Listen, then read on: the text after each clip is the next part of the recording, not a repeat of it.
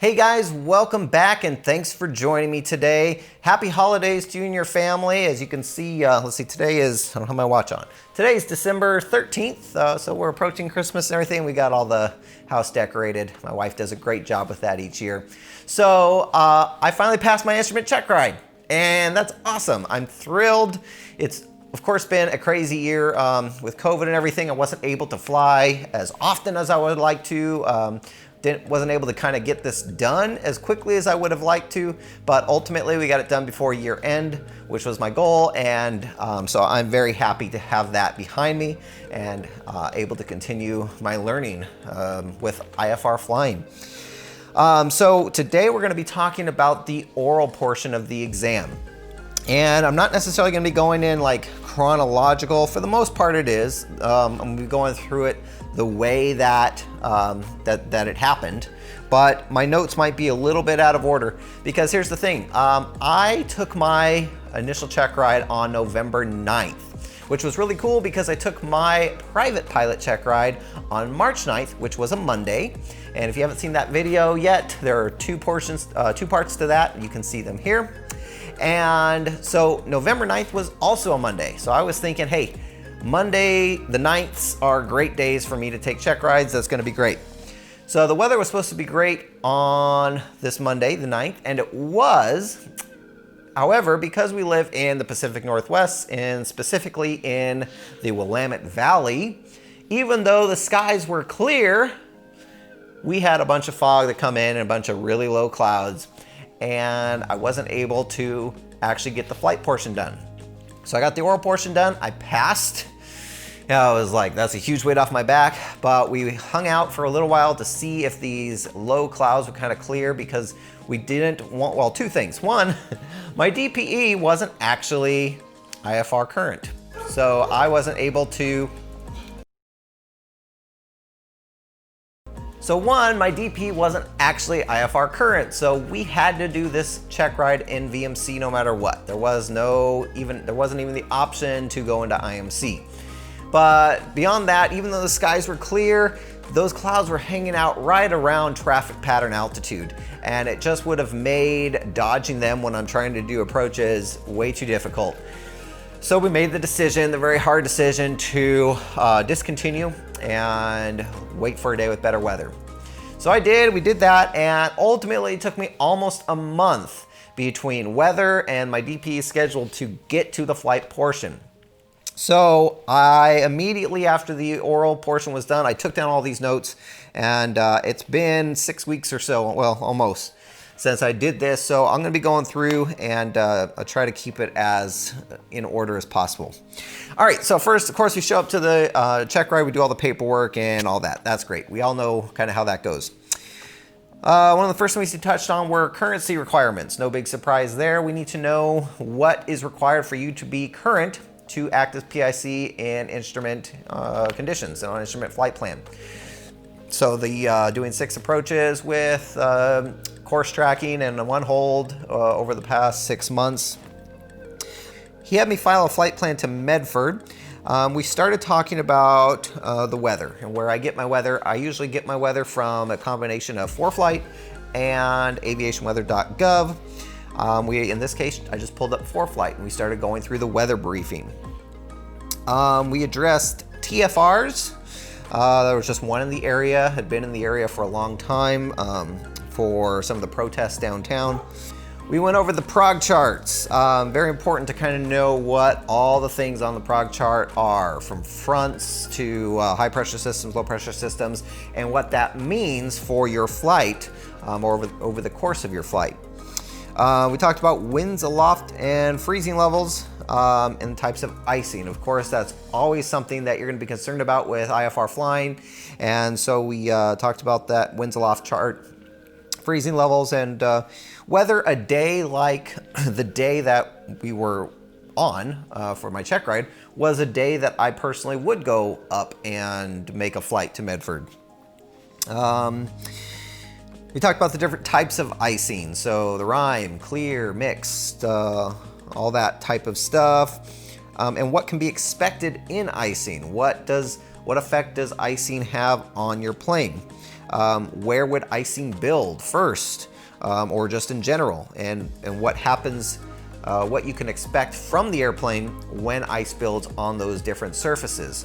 One thing in particular he kind of brought up was having ice on the prop, which can break off and well, it can break off and hit other parts of the plane, but also if it really builds up on the prop, it can actually cause an imbalance to the point where it breaks the engine mount and your engine falls off the plane, and that would not be a good thing. So that was one thing he brought up kind of specifically. We talked about segments and air mets, of course, and pitot ice, okay?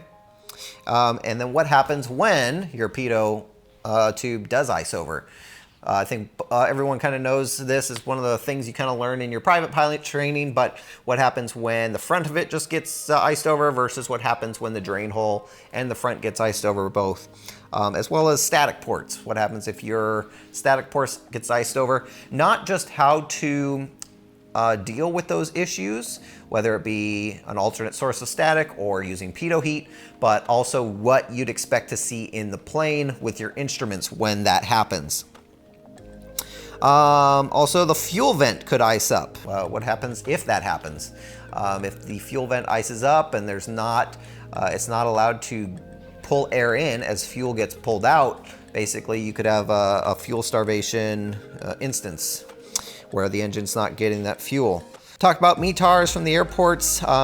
So we had, again, a fairly nice day at here in Oregon on the day of my check ride. So the Metar wasn't that exciting, nor was much of the Metars in the area or around the country. So he went up to Alaska and found an airport that had a little bit more interesting Metar. And he asked me what the current conditions there were. One thing in particular, it said that the ceiling was 400 variable to 1100 at that airport. So just kind of know your Metars very thoroughly. And this was a very early check ride for me. I mean, early like in the morning. We got there at 7 because he was trying to fit another check ride in later. And my morning brain, because I'm not a morning person, I totally was spacing on what CIG on the Metar means, which is ceiling. And it took me forever to just kind of remember. Isobars on prog charts and what they mean, how the wind relates to the isobars. What I'd be worried about with tight isobars over mountainous terrains, like mountain wave turbulence and things like that. Fronts and pressure systems, what I would expect if I was flying in the south, so like Florida. Okay, so this was a scenario he gave me.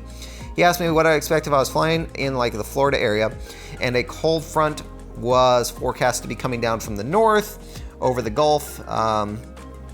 And basically we were, I told him I probably could expect some squall lines and thunderstorms. So just again, know those prog charts and know what type of weather to expect with different fronts and pressure systems. What would I need an IFR rating for? We talked about. So flying in Class A airspace, flying special VFR at night, flying on an instrument flight plan, and flying in conditions that are less than VMC or less than VFR conditions in controlled airspace. Let's see here. We talked about why I filed the way I did to Medford. Why didn't I just choose to go direct? And the answer was there was altitude requirements. You know, I have to consider where the freezing level is and also just where my airplane is capable of getting to from an altitude standpoint. And also staying over possible landing sites in case of emergencies. I also made sure I filed to an initial approach fix for an ILS approach into Medford so that we had that on the flight plan in case of communication loss or anything like that. We talked about canceling flight plans, how I do it, and would I have to cancel the flight plan when landing at Medford. And because Medford is a tower controlled airport, I told him no, I would not have to do it. The tower would do it for me once I landed. All right, TAFs and why they are important. They're important because for determining alternate necessity and options, it tells you the weather around the time of arrival. And then we talked about what airports could be used for alternates, and we looked at the alternate minimums.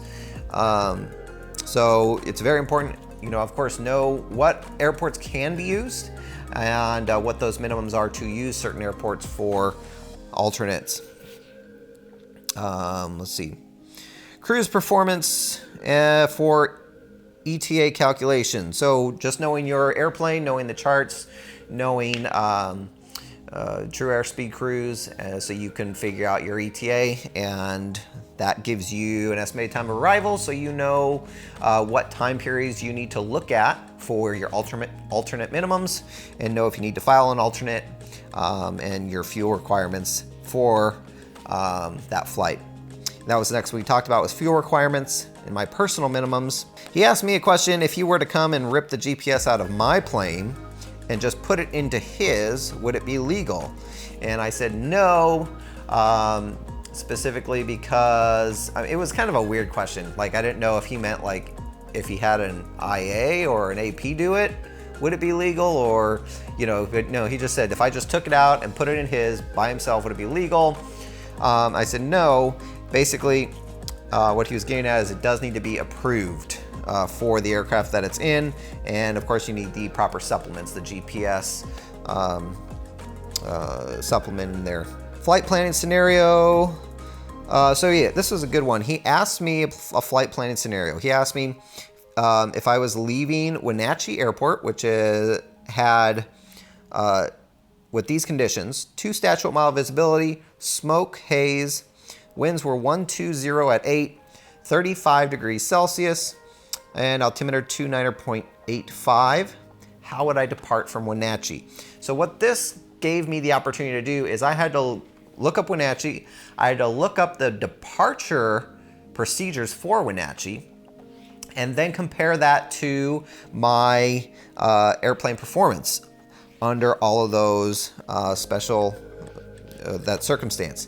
So I looked up the obstacle departure procedure for Wenatchee, calculated the density altitude because it was a very hot day with 35 degrees Celsius, and I determined the plane would not meet the minimum climb gradient that was required for Wenatchee's ODP.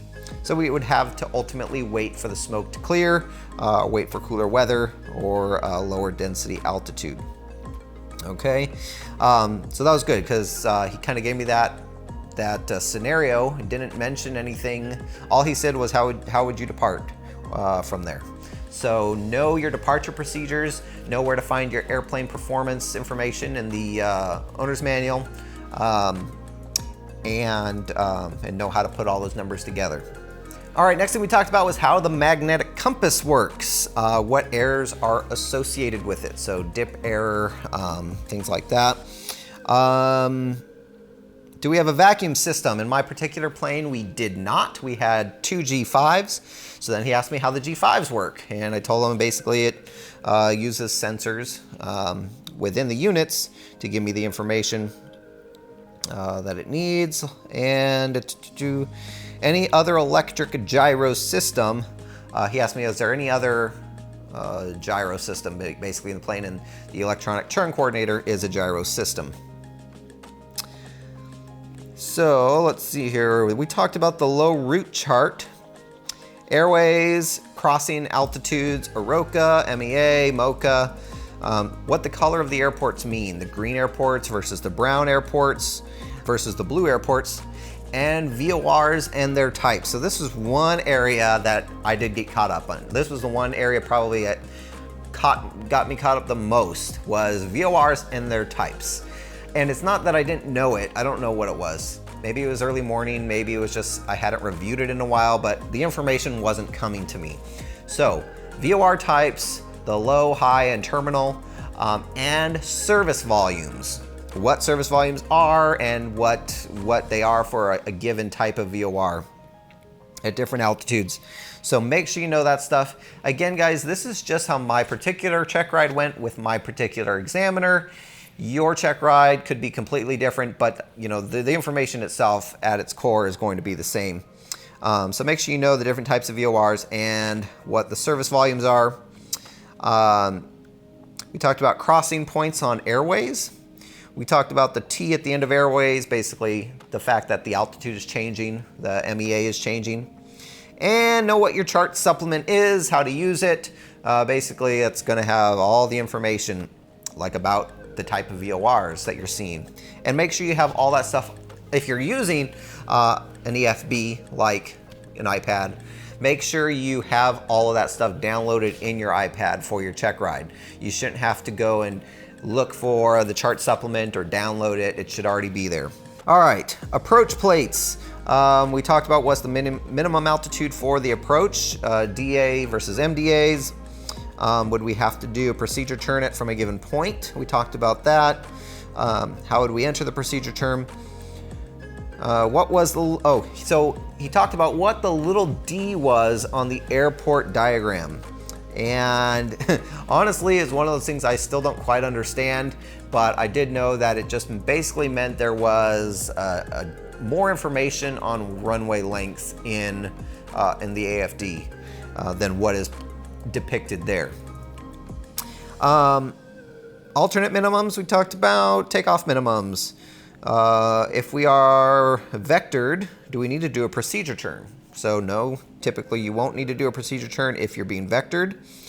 What does the line under the altitudes mean? Basically that you can't go below that given altitude. Visual descent points, what they are, what they mean for you. How far can we be apart from the airport in a circling approach? So in our class or category of aircraft, it was 1.3 miles. So just know how far the furthest you can get away from the airport is on a circling approach. If the ceiling was 800 and visibility 3/4 of a mile, could we approach with a minimum of 840 MDA and 1 mile? The answer would be no. Basically, you have to be able to keep your eyes on the airport at all times. If you're doing a circling approach, the minute you lose visibility on the runway, it's a missed approach. So types of approaches, RNAV, is an RNAV precision or not? LPV, the difference between LPV, LNAV, VNAV, LNAV. Basically an RNAV, for Checkride purposes at least, is considered a precision approach if you could do an LPV approach down to minimums of 300 AGL or less. So in this case, we were talking about the minimum was down to 340 for this LPV approach. So no, it would not be considered a precision approach. Has to be 300 or less to be considered a precision approach for a Checkride. How do we know the aircraft is airworthy for IFR flight? So all the same things you learned in your private pilot. We talked about AV8, so the annual VOR, the 100-hour, the pedostatic system and altimeter, as well as the ELT and the transponder inspections. And what I did when I showed up for my Checkride before he even got there, I wrote on the whiteboard the AV8s, and I wrote out the current tack time, and I wrote out all the dates to show just at a glance that yes, our airplane today is airworthy. So I recommend you do that. It just makes it the process a lot smoother and easier rather than him having to ask you and then go through it all at that time. You have it written all out. You just say, I already pre-flight the airplane. Everything is current and our airplane is airworthy. Lost comm procedures. So he gave me a clearance, and then he gave me different situations along that clearance where I would lose communications and what to do. So first he gave me the situation where I lost communications, but we were still in VFR conditions. What would I do? I just said I would land at the closest VFR airport. Then he said, okay, you progress a little bit further and now you're in IMC, you lose communications, what would I do? And so I won't go through all that, but know what to do if you lose communications in IMC. And he also said one thing that a lot of people don't think about is, you lose communications, but diagnosing the reason as to why is important too. Not just what do you do once you have determined you've lost communications. So he said one thing a lot of people don't mention or think about is try changing back to the previous frequency you were just on and see if maybe you got the frequency wrong that they just gave you. Some people might switch to a wrong frequency, not get any response, kind of freak out that they're not hearing anybody and assume they lost their radio when in fact they're just on the wrong frequency. So switch back to the old one, check and make sure you got the right frequency. And then also, he said a lot of people don't mention that you should also check your headset plugs. Maybe one got pulled out and you're just not hearing anything. That's not a radio failure, that's just a headset failure. Those are things he just mentioned that a lot of people don't mention, and something to think about. He also talked about if we were to lose one of the reasons why we might lose our radios is because we lose electric power. So for instance, if we had an alternator failure, we know that once that alternator fails, we have a limited amount of electricity left from the battery. And we know that receiving radio transmissions takes a lot less energy than transmitting. So you want to keep your transmissions to an absolute minimum. However, you can still communicate by listening.